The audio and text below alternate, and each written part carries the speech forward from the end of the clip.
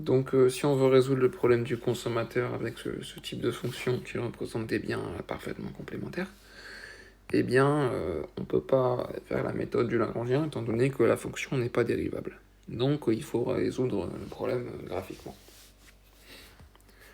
Donc pour ça, on a déjà les courbes d'indifférence, les pentes, et là il nous manque plus du coup que la pente de la contrainte budgétaire. Donc pour ça, on prend cette expression, l'expression de la contrainte budgétaire, et on isole soit x, soit y. Donc là, on a déjà x en abscisse, donc on va isoler y.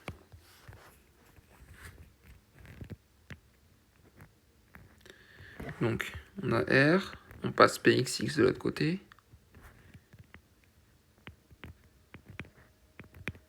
et on divise le tout par py, et tout ça c'est égal à y. Et la dérivée de y par rapport à x, c'est la seule variable dedans, c'est moins px sur py. Donc c'est décroissant. Et donc ça implique que, bon, on sait déjà que la dérivée seconde est nulle, c'est pas la peine de la noter. Ensuite, il faut 2 points pour tracer une droite. Donc si on fait l'hypothèse que x égale à 0, eh bien le consommateur va consommer que du bien y, et donc on aura r sur py. On peut également remplacer dans la fonction, hein, ça revient au même. Et si y égale à 0, eh bien le consommateur ne consomme que du x, et donc on aura r sur px. Hop, on représente cette fonction-là en vert dans le plan. Et en fait, le but, ça va être de trouver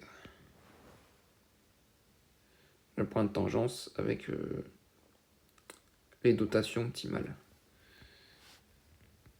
Donc qui se situe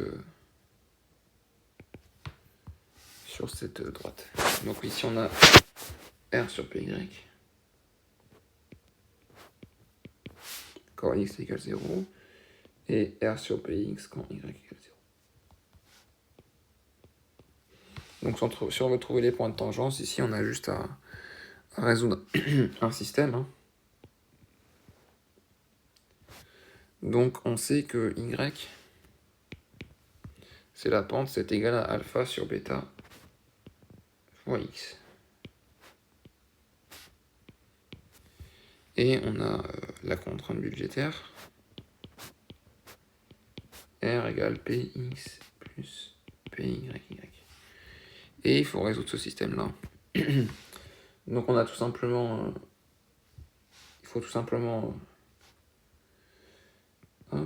rentrer y dans la contrainte budgétaire. Donc on a pxx plus py fois ça.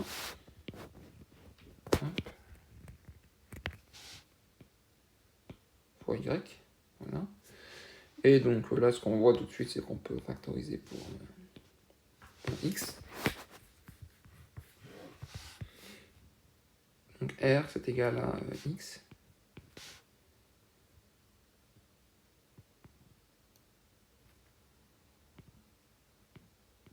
Fois px plus py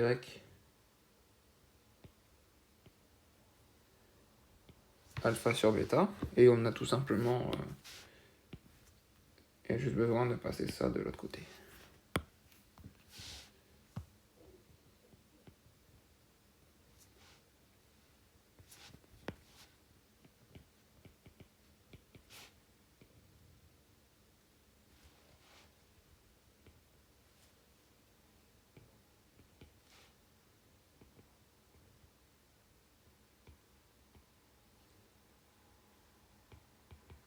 Voilà. Et pour que ça soit plus beau, hop, on peut multiplier par bêta sur bêta, c'est-à-dire fois 1, ça change rien. Et on aura du coup x étoile qui dépend de R et du vecteur des prix. Bon, ici c'est juste px, py. Hein. Donc bêta R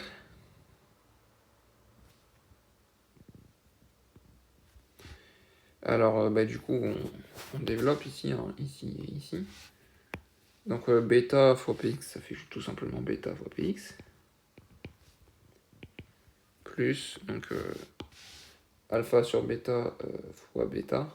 Eh bien, ça se simplifie. Plus alpha py. Donc ça, c'est notre demande marchélienne pour le bien x. Et ensuite, si on veut trouver y, eh bien, on se réfère à droite, là, correspondant à la courbe d'indifférence.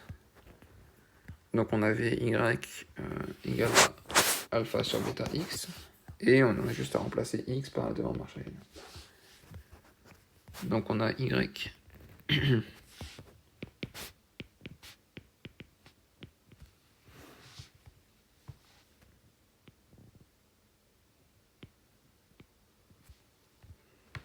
alpha sur bêta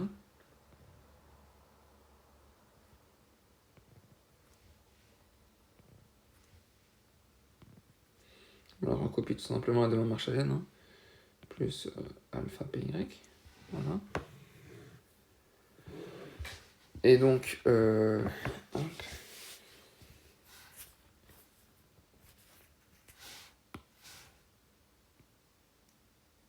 On a les bêta qui se simplifient.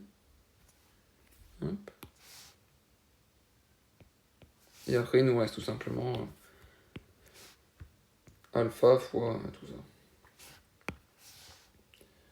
Et donc, ça veut dire que y étoile. Donc, alpha, il passe au numérateur. Hein, tout simplement, il était déjà au numérateur. Ça. Hop, alpha r. Et on reprend le dénominateur. Tout simplement. Voilà, donc ça, c'est notre demande marchélienne pour le bien y, qui dépend de r et les prix.